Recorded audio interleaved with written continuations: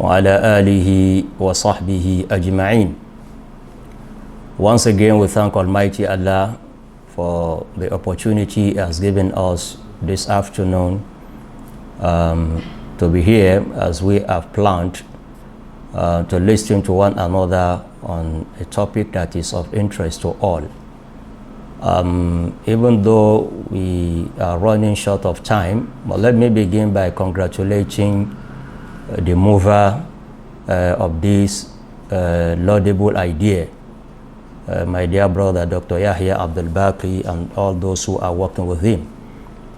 This is a way of showing that we support you and we pray for a resounding success in this very commendable effort that you've just embarked upon.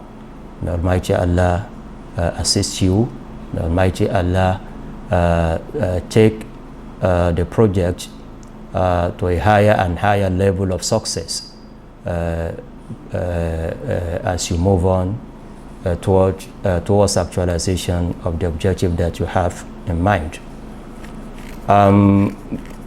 I am to discuss or to compare between the old and the new system of Islamic knowledge in terms of curriculum and even in terms of the method of teaching, the teaching methodology that is adopted in both, whether in the old or in the past, or whether in the past time or in the present time.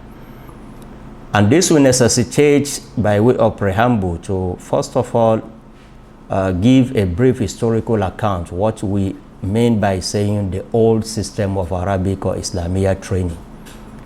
Even though the topic did not delineate the time, the space, or the geographical cover of the topic, but I believe in a subject, in a topic like this, what is most relevant is for a speaker to share his personal experiences, as well as the experiences of people around him or societies or communities that he might have had an opportunity of visiting or knowing what obtains there. So growing up in this part of the world, what we used to have in the past can be said to be in two different layers in terms of Islamic or Arabia training. We had in the past what is referred to as katatib, or Quranic schools, elementary Quranic schools, which normally admit pupils as young as 2 years old, 3 years old, 4 years old.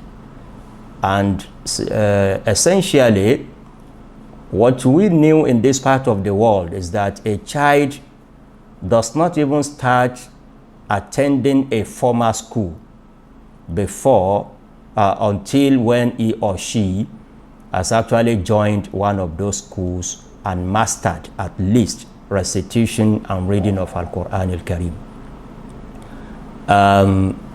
In this type of school, the focus was only on how to read and recite Al-Quran Al-Karim, even not to memorize. Memorization was not given too much attention, but at least what qualifies a pupil that attends us is true for graduation is his or her ability on site to read any part of Al-Quran Al-Karim that is open before him or her.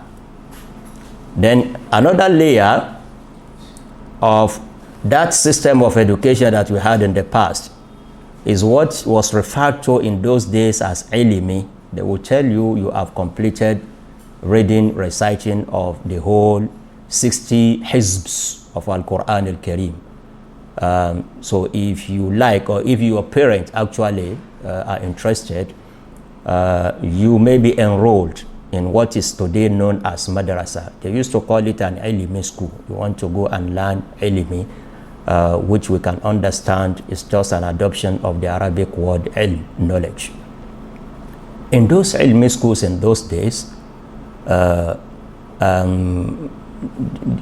there was an attempt to raise the standard, to raise the bar by exposing the children to fundamental teachings of Islam. Mainly, the focus was on teaching Arabic as a language, teaching some aspect of Sharia, or what is called Islamic studies generally, and even aspect of ethics and etiquettes of a student of knowledge were not also left out.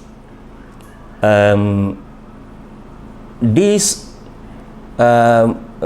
continued until we had a new development. The new development was the fact that parents started sending their wards to former schools, primary schools, nursery and primary. In those days, when we had this Katatib and the rest of them, you can count on the fingers of your hand how many nursery schools we actually had in the entire state, or even in the whole country. But when those nursery and primary schools started coming up, it changed the attitude of parents. It was observed that parents were now preferring sending their wards to those schools at the same age bracket of sending them to Islamia or Arabic school. So we started having pupils, instead of going to Quranic schools at the age of 2, 3, 4, before the normal age of starting primary school, at least by the national policy on education, which is actually around 6 years. So people started sending their wards to those schools earlier, and that affected greatly enrollment in the Quranic schools. In fact, one could say it actually amounted to a kind of death certificate for the morning classes of Quranic schools. Nobody was there to be taught again, because all children were being sent to nursery and primary schools. Now, as an offshoot of this one, we started having Islamic schools.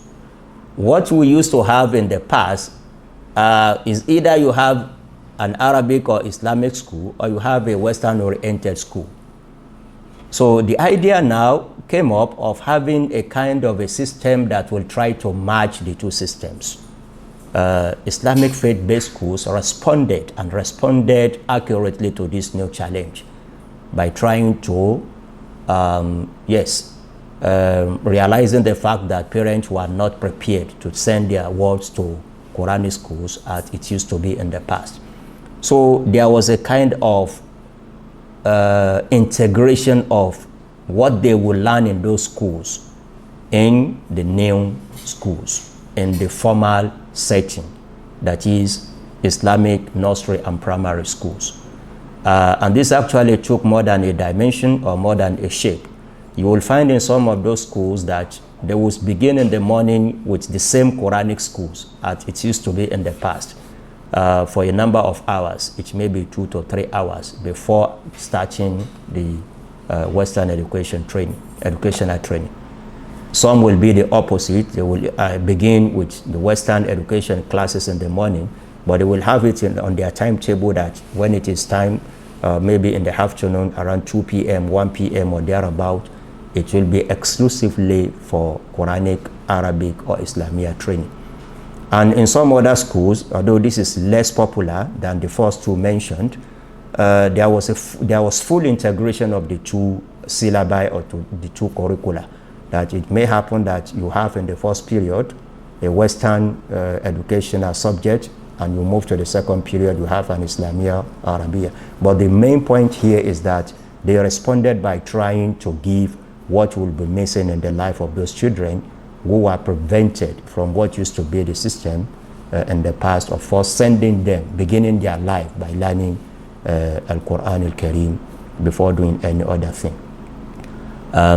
So in order for us to move to other areas of my intended discussion with you, we can just stop at this level of giving a historical account of what used to be in the past, the system, the structure, and the method of imparting Islamic knowledge to our younger ones, and the development that actually that was responsible for the change that we are seeing today. Now, when we look at What we can say areas of comparison between the two systems, I have itemized some of them here that I would like to take one after the other, that will give us a clearer picture of what is intended exactly by today's topic. It's to a comparative analysis of the curricula. But by extension, there is no way we can discuss curricula of schools without actually referring to the method of teaching in line with those curricula. That is why I'm taking the two together. We will compare the entire structure of what the system of what used to be in the past using particular specific parameters. The first parameter that I have here is that let's start with the word curriculum itself, or syllabus. In the past, there was nothing like that in Islamic or Arabic schools. All what we had is a number of textbooks prescribed. So you take one, especially in the schools that I refer to as Islamic schools, nothing like curriculum, in fact nothing like timetable that you know what you are going to take in a particular day. It's just a matter of saying this is the book that is prescribed now, and the teacher, and in most cases you have a sole teacher. In some cases, in some pure traditional schools, you have just one teacher who will be taking you through those books one after the other.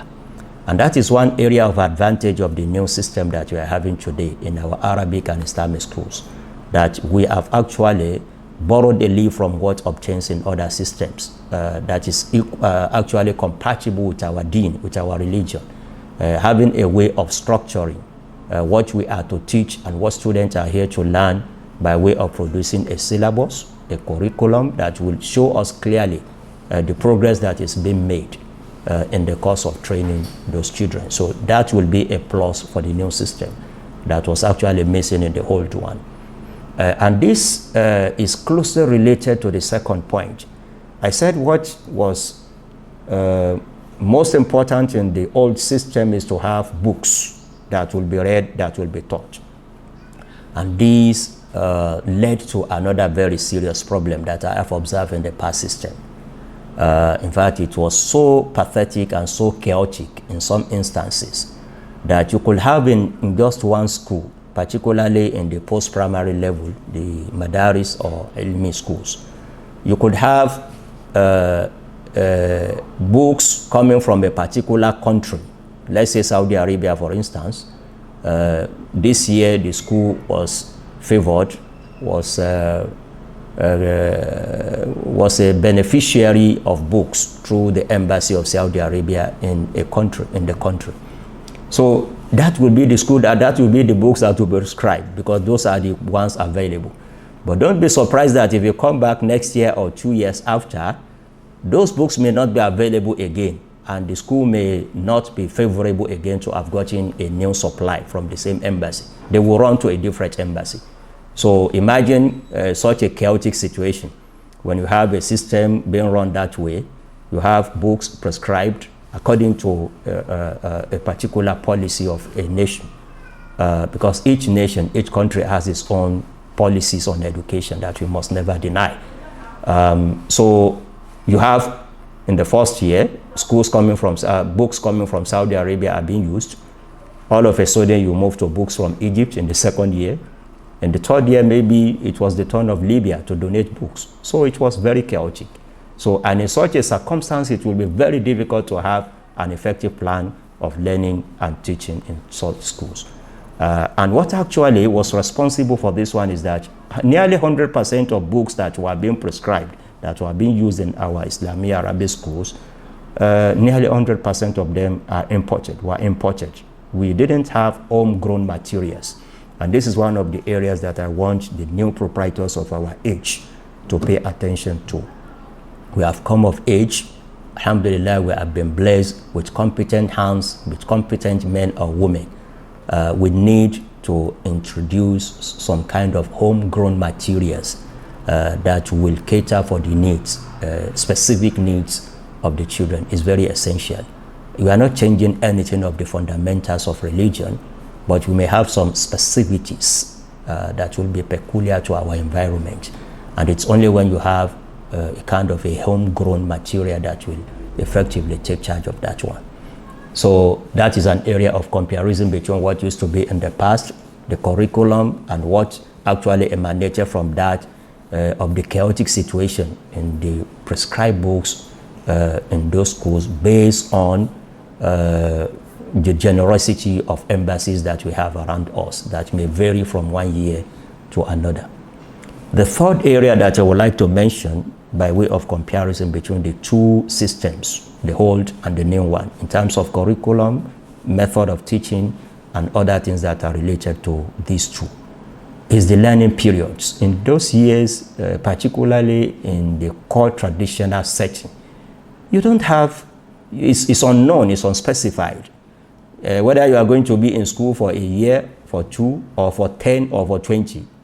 In fact, it was so bad that in some instances, you had some irresponsible parents that would completely abandon their children with their malams, that they will become an extra burden, if not liability, on their malams. And that itself has its own negative consequences, part of what we are witnessing in our society today. But that is a point, that is a topic for another discussion. But what I'm saying here, essential, is that when we look at that as a parameter for comparing between the two systems, we can see a clear difference. Now we have, in most cases, and I think Mirathul Nubuwa will follow that pattern also, that our Mirathul Ummah rather will follow that, expectedly follow that pattern, because that is the new trend, that people would like to know, if I'm sending my word to your school, how long will he be there and what will he be learning, so that I will be able at the end of the day to measure the progress that has been made. But we must exercise caution here too.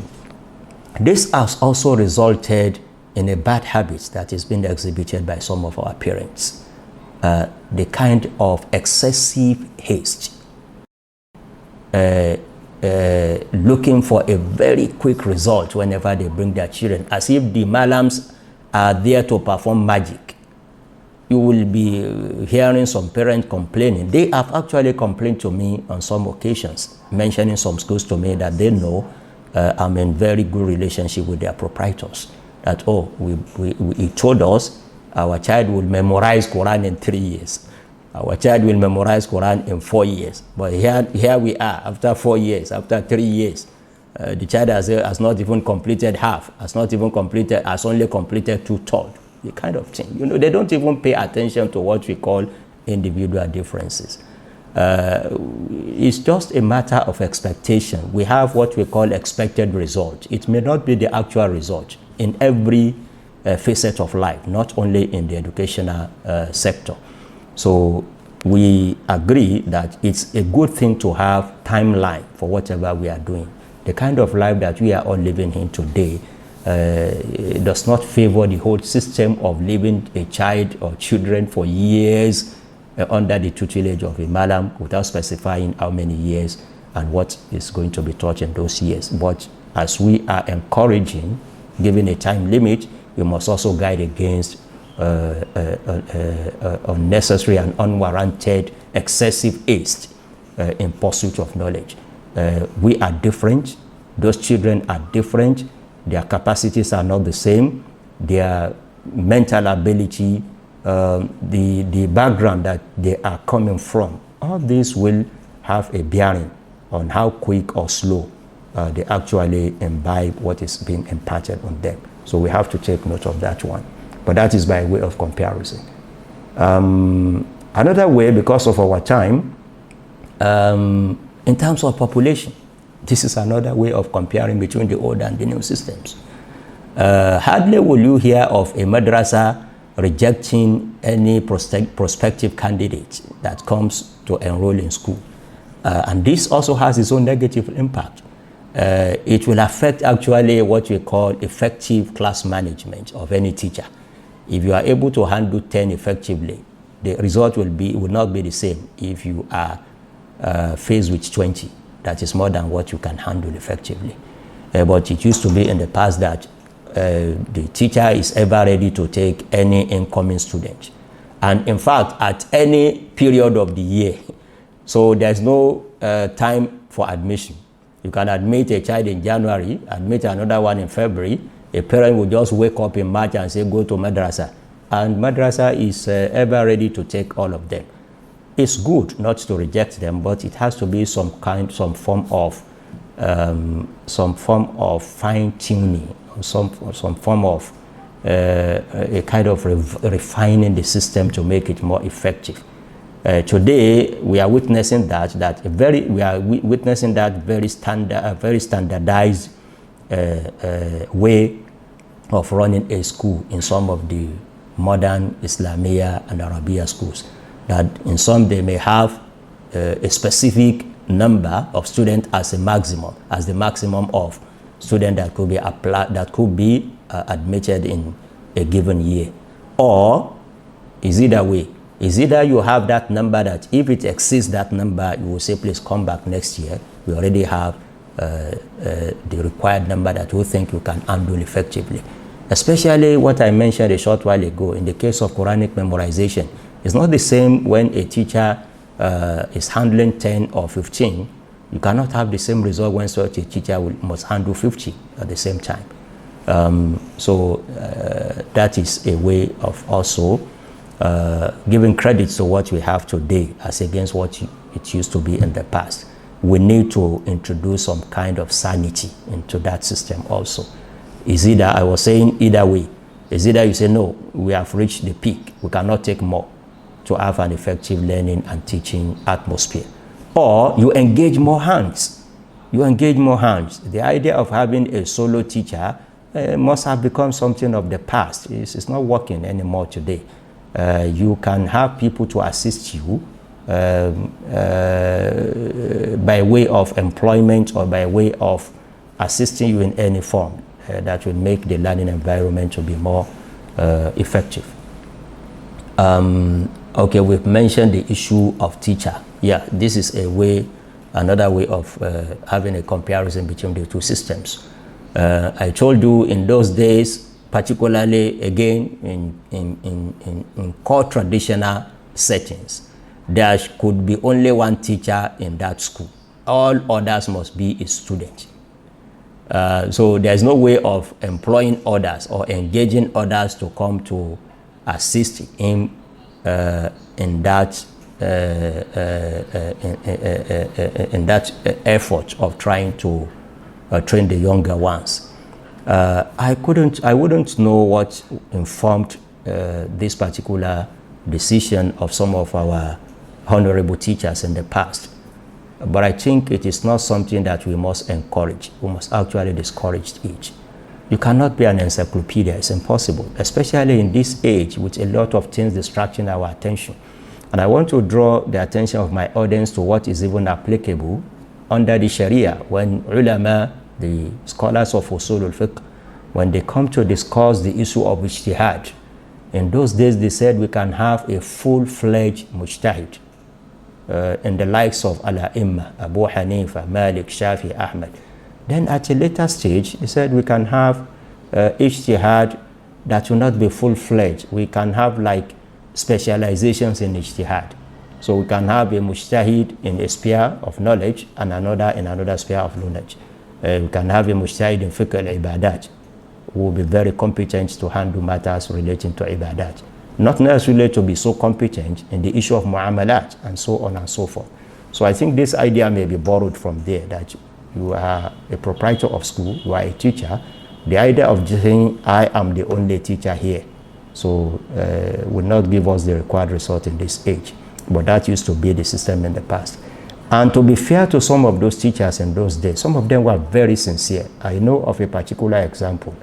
One of my uncles, maternal uncles, and his children, they were schooling, going to a particular malam to read, to teach them some particular books. After reading a number of books with them, he called them frankly and told them, you have actually exhausted all what I had with me.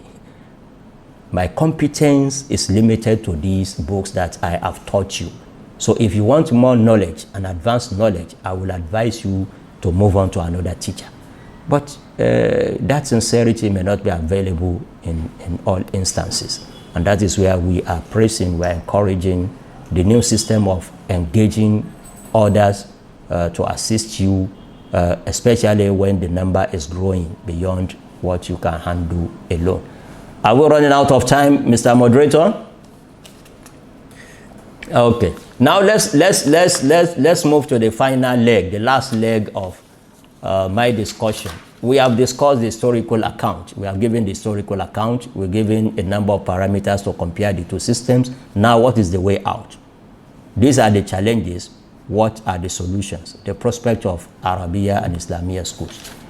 The question I think we should first of all ask ourselves is to identify clearly what exactly do we want? What exactly do we want?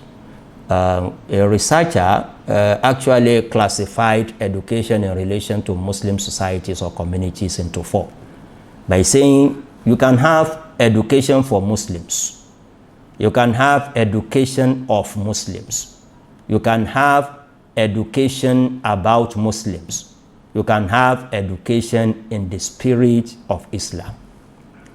The summary of it all is that we must identify our aim and objective. What exactly do we want? Let me give you a practical example. The system that is merging, combining the two, the Islamia and the conventional, which is very commendable because we have to be realistic. This is what the society that we all live in is compelling us to do. You have to combine the two together. But I think a mistake is being made from my own perspective. We are not getting it right in some instances. We are not identifying the vision that we have for those schools. Are we training children that will eventually become scholars of repute, like Mujtahidun, or scholars that are actually going to other fields of endeavor? We have before us students, pupils that will end up becoming medical doctors, becoming engineers, becoming lawyers, and the rest of them. So we have to actually plan what we teach them in a way that will be in support of what they are actually looking towards in future. A situation that will overburden them with what they will never need is not encouraged, it's not too helpful for the society, for the Muslim society.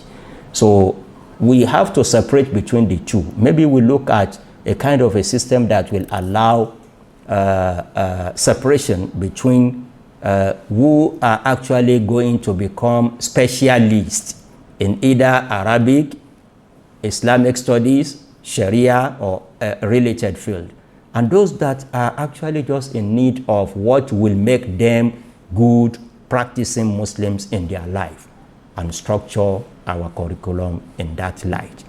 To put it in a concise manner, are we establishing an Ile-Keu with conventional education being taught, or we have a conventional school where Keu or Islamic or Arabiya teaching will be taught? I think that one needs to be clearly identified.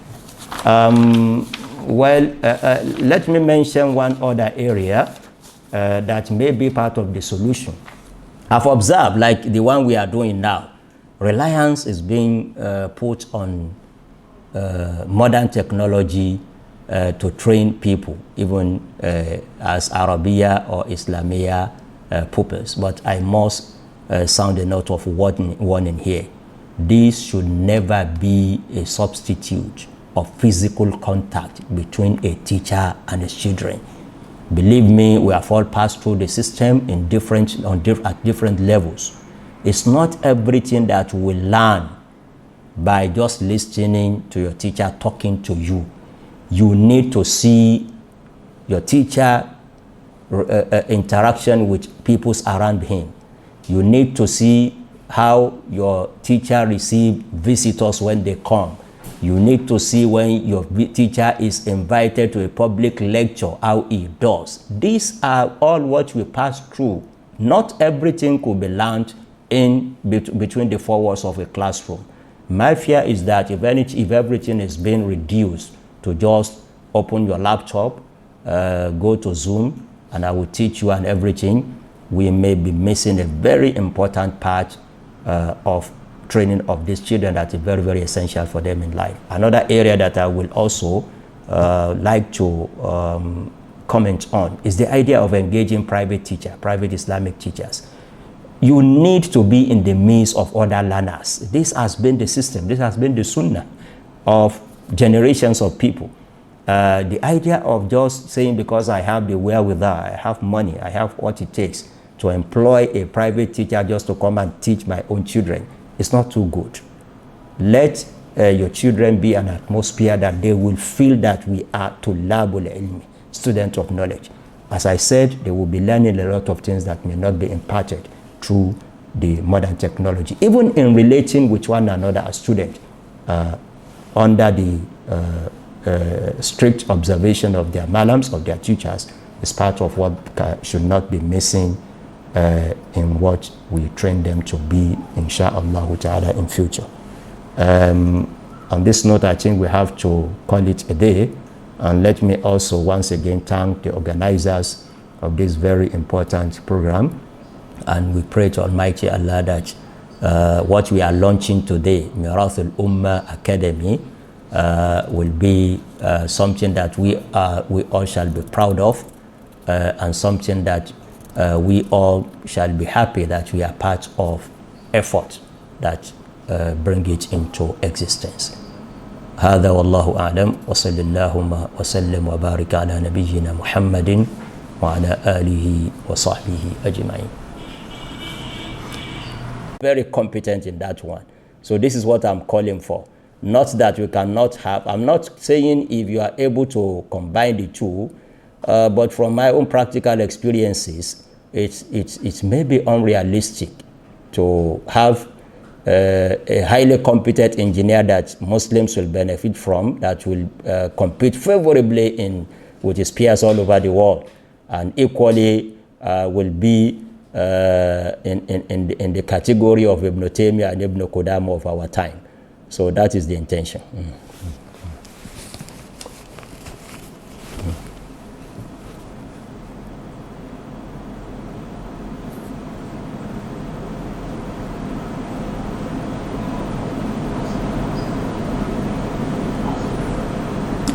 MashaAllah. Ahlan wa sahlan. I hope you can hear me.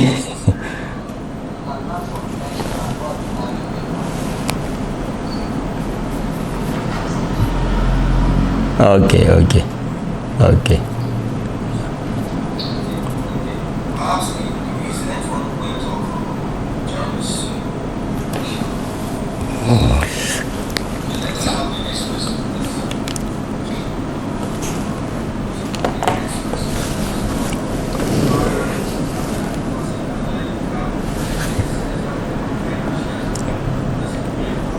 No, not necessarily creating affiliation. They should have a system in their own planning now, part of their curriculum.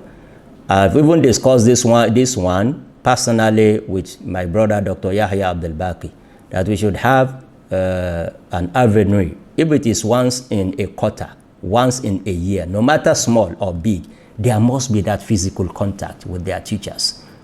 Everything must never be reduced to just seeing us on Zoom, and you claim to be my student, I've never met you in life.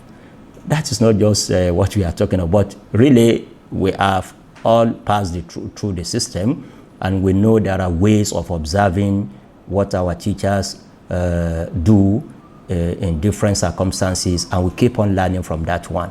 That is what I don't want to be missing in what we give these children through the modern technology. That is a blessing from Almighty Allah that makes things a lot easier. Sheikh Muhammad bin Uthman is from Kano, and I believe we'll be talking to you from Kano. I am from Ilori. Maybe others are from other parts of the world. So this is a blessing of Almighty Allah, but there is possibility for abuse in any blessing. And those what can be instances of abuse is what I'm trying to guide against. Please try. I'm not saying you should have your school affiliated to another school. In your own system, create a way of saying we will still have a physical contact between you and your teachers.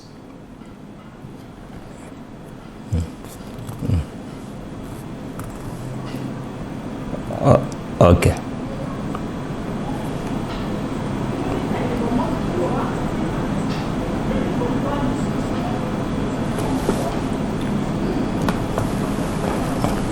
Othman, charger.